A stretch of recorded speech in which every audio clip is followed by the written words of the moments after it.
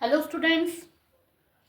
तो हमारी जो थ्योरम्स है 6 चैप्टर की 4 थ्योरम्स हमारी हो चुकी हैं। अब आज हम करने जा रहे हैं लास्ट 6.5 जो है एस ए एस क्राइटेरिया। ठीक है, एस एस सिमिलैरिटी क्राइटेरिया यानी कि साइड एंगल साइड। ठीक है, इसमें क्या है, आपको दे रखा है if in two triangles one angle is equal to the one angle of other triangle के। एक तो क्या है कि आपको एंगल इक्वल दे रखा है, यानी कि ये और ये एंगल ए एंगल पी के इक्वल हम ले लेते हैं। एक एंगल इक्वल दे रखा है and side including these angle. इन्हीं एंगल्स वाली जो साइड्स है, इसी एंगल्स की जो आर्म्स हैं दो, उनकी बात करेंगे हम, यानी कि A B P Q A C P R. ठीक है, तो इन ये दोनों दे रखी हैं प्रोपोर्शनल। तो प्रोपोर्शनल मैंने पहले भी बताया था कि प्रोपोर्शनल दैट मीन जिनकी रेशियो इक्वल हो। ठीक है, तो ये प्रोपोर्शनल है यानी कि इनकी रेशियो इक्वल है।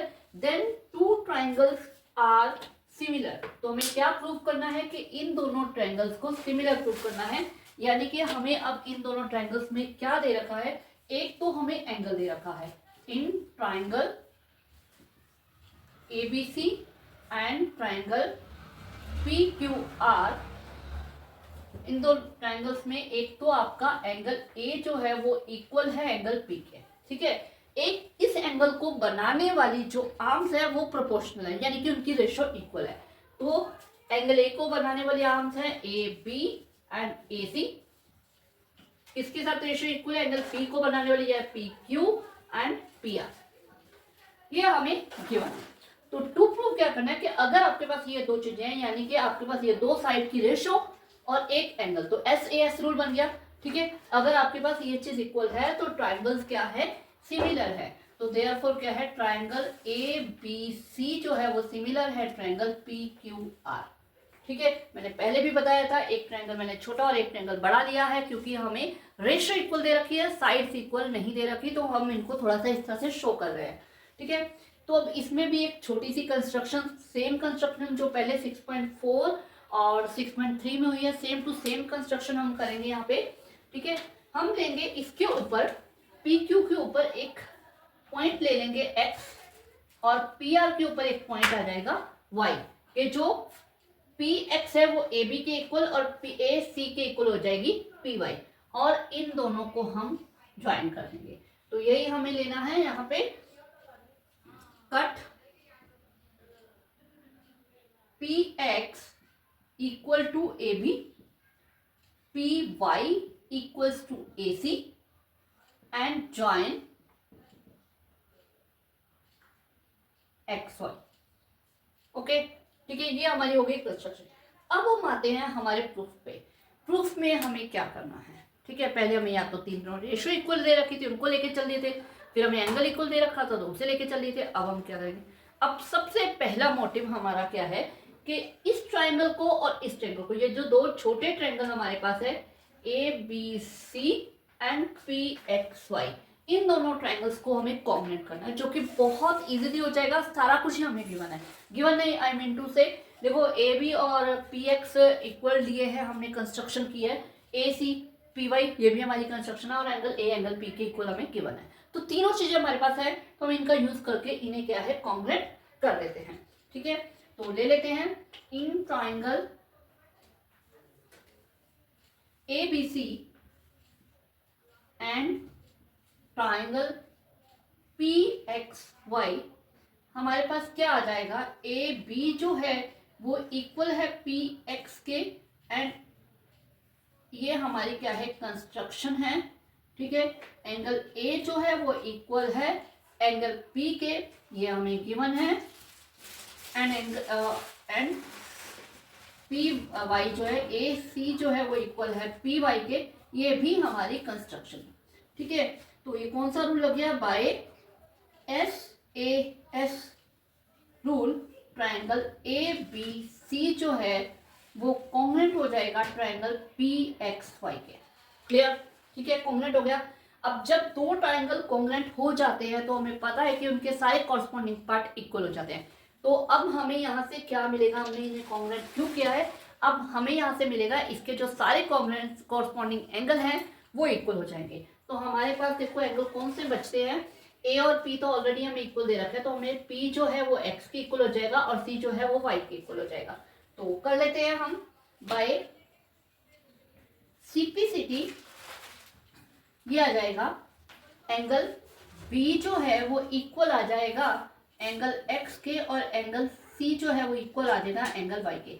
एक चीज हमेशा ध्यान रखो, मोस्टली बच्चे ये छोटी मोटी सी मिस्टेक, सिली मिस्टेक्स कर जाते हैं, इसलिए बता रही हूँ कि जो ट्राइंगल आपने पहले लिखा है उसकी जो भी आप साइड या एंगल जो चीज भी ले रहे हो वो आप पहले मतलब लेफ्ट हैंड साइड में लोगे, और जो चीज आपने राइट हैंड साइड पे लिखा है जो ट्राइंगल, उसकी सारी चीजें आप राइट हैंड साइड पे लोगे।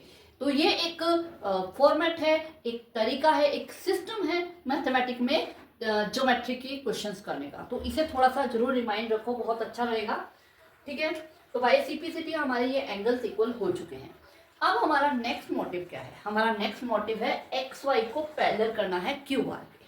ठीक है, तो अब हमारा जो मोटिव है वो क्या है? एक्स वाई को हमें पैरेलल करना है क्यू आर के सॉरी।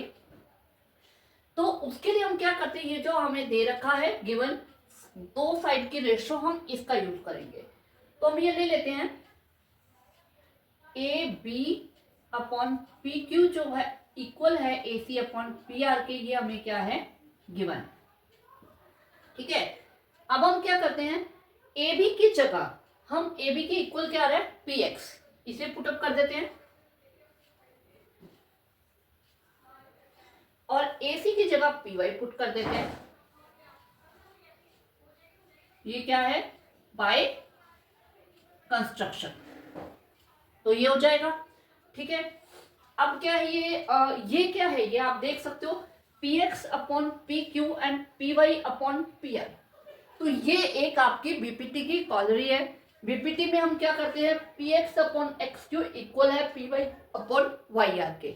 ठीक है, लेकिन अगर बीपीटी में हम ये लेते हैं, मैंने पहले भी समझाया, आप दोबारा बोल देती हूँ, अगर हम इसे मान लो हमने 2:1 ले लिया तो ये रेशो इक्वल है, तो ये भी 2:1 हो जाएगी। ठीक है, और अगर हम इसको लेते हैं P X upon P Q, तो पी एक्स तो आ गई 2 और पी क्यू की क्या हो गई, दोनों को मिला के मतलब 2 ये एंड दिस वन, ये दोनों ऐड करके हमारा क्या बन गया 3, 2:3 हो गया। इसी तरह हम पी वाई लेते हैं, पी वाई हमारी आ जाएगी 2 और पी आर क्या हो जाएगी 2 + 1 यानी कि 3 हो जाएगी। तो ये रेशो इक्वल आ गई। तो ये हमारी पीपीटी की कॉलरी है। ठीक है, इसका सॉल्यूशन मैंने अभी जो इससे पहले वाली थ्योरम थी ट्रिपल एस, उसमें पूरा सॉल्यूशन भी बताया है, आप वहां से देख सकते हो। ठीक है, कि सब्ट्रैक्ट 1 करके थोड़ा सा मैं यहाँ पे कर देती हूँ कि पहले हम इन्हें क्या है रेसिप्रोकल कर लेंगे।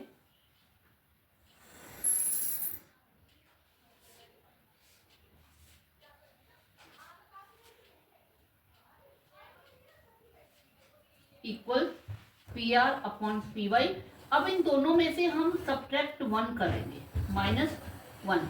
जब -1 करेंगे तो हम यहाँ पे एलसीएम ले लेंगे, एलसीएम लेके पी क्यू और 1 के साथ मल्टीप्लाई होगा। एक मिनट, थोड़ा अच्छे से कर देती हूँ इसे, एक सेकंड। देखो, इसको रेसिप्रोकल किया, P Q upon P X equal आ जाएगा P R upon P Y के। ठीक है, फिर इसका क्या करते हैं हम, बोथ साइड -1 कर देते हैं, तो ये आ जाएगा P Q minus P X upon P x. ये हमने क्या किया, एलसीएम ले लिया, एलसीएम यही करते हैं डिनोमिनेटर की मल्टीप्लाई, फिर क्रॉस मल्टीप्लाई कर देते हैं इन दोनों को, फिर क्रॉस मल्टी, तो यही कर दिया। सेम इधर भी यही चीज हो गई, P Y P R minus P Y. तो आप देख सकते हो पी क्यू में से पी एक्स माइनस करोगे तो एक्स क्यू बच जाएगा,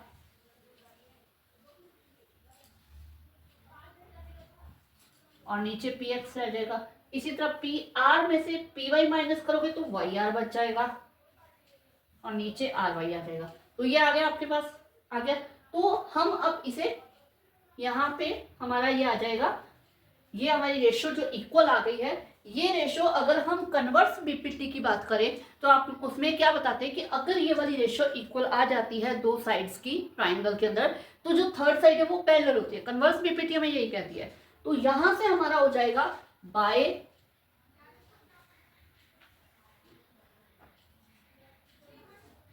कन्वर्स ऑफ बीपीटी। क्या कहती है कन्वर्स ऑफ बीपीटी के, इससे क्या हो गया, एक्स y जो है वो पैरेलल हो गई क्यू आर के, ठीक है, एक्स वाई पैरेलल हो गई क्यू आर के, तो हमारा एक मोटिव कंप्लीट हो गया, हमारा ये वाला मोटिव अब कंप्लीट हो गया, ठीक है। अब ये दोनों पैरेलल होने से क्या हुआ, क्यों किया हमने पैरेलल, ऐसी मजे मजे में नहीं, हमारा इससे काम है।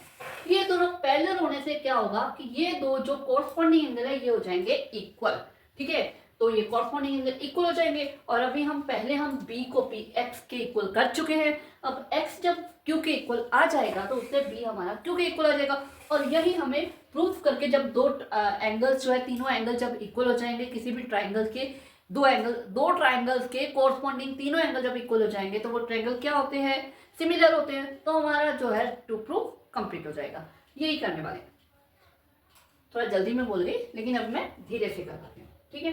तो ये होने से हमारा क्या आ जाएगा, एंगल x जो है वो इक्वल आ जाएगा एंगल q के, और एंगल y जो है वो इक्वल आ जाएगा एंगल r के। क्यों आ जाएगा, क्योंकि ये कॉरस्पॉन्डिंग एंगल्स है, ठीक है, कॉरस्पॉन्डिंग एंगल्स हो गए। अब इसे हम 2 मान लेते हैं, इसे 2 माना तो 1 किसे माना है, 1 हम मानेंगे इसे, ठीक है। अब फ्रॉम 1 and 2, 1 में क्या है, b x के इक्वल है, और 2 में क्या है, x q के इक्वल है, b x के इक्वल x q के इक्वल, b x के इक्वल x q के इक्वल, तो क्या हुआ, इसे b q के इक्वल हो गया, ठीक है। तो ये करेंगे एंगल b जो है एंगल q के इक्वल आ जाएगा। सेम c y के इक्वल और y r के इक्वल, c y के इक्वल एंड y r के इक्वल, तो उससे क्या हो जाएगा, एंगल c एंगल r के इक्वल हो जाएगा, ठीक है, क्लियर। अब अगर हम इन triangle A B C and triangle P Q R and triangle P Q R, नहीं पूरा होता फिर भी कर देते हैं, ठीक है। इन दोनों ट्राइंगल, पूरा ट्राइंगल लिया मैंने, इन दोनों ट्राइंगल में एंगल ए जो है एंगल पी के इक्वल है, ये हमें गिवन है, ठीक है। एंगल बी जो है वो एंगल क्यू के इक्वल है, और एंगल सी जो है एंगल आर के इक्वल है, ये हमने अभी प्रूव किया है जस्ट नाउ, ठीक है। अब तीनों एंगल अगर इक्वल हो गए तो क्या होगा, by A criteria triangle similar, ठीक है, तो ये हम लिख देते हैं by A triangle A B C जो है वो सिमिलर हो गया ट्राइंगल पी क्यू आर के, और यही हमें जो है प्रूव करना था, ठीक है, समझ में आया। दोबारा करते हैं। सबसे पहले हमने क्या किया, इस ट्रायंगल को इस ट्रायंगल के कॉन्ग्रुएंट किया, उसके लिए तीनों चीजें हमारे पास थी, दो चीजें, तो दो साइड जो हमने इक्वल कंस्ट्रक्शन में ले ली थी, एंगल इक्वल हमें गिवन था, एस रूल से दोनों ट्रायंगल कॉन्ग्रुएंट हो गए। कॉन्ग्रुएंट होने से बाय सिंपलिसिटी हमने ये एंगल इसके इक्वल ले लिया, ये एंगल इसके इक्वल ले लिया, ठीक है। फिर हमने इस जो रेशियो है इसे उठाया और इसका यूज करके कन्वर्स ऑफ डीपीटी लगा के इस लाइन को एक्स वाई को क्यू आर के पैरेलल प्रूव कर दिया। क्यू आर के पैरेलल होने से क्या होगा, ये एंगल इसके इक्वल, ये एंगल इसके इक्वल, ये कौन से हो गए, कॉरस्पॉन्डिंग एंगल। अब ये इसके इक्वल हमने किया था, ये इसके इक्वल कर दिया, तो इससे हमारा बी क्योंकि इक्वल हो गया सी आर के इक्वल हो गया, और वो ऑलरेडी इक्वल था। तीनों एंगल इक्वल होने से ए क्राइटेरिया लगने से दोनों ट्रायंगल क्या हो गए, सिमिलर हो गए। ओके क्लियर, ठीक है। 6.5 थ्योरम भी कंप्लीट। इसके बाद हम करेंगे 6.1 एक्सरसाइज।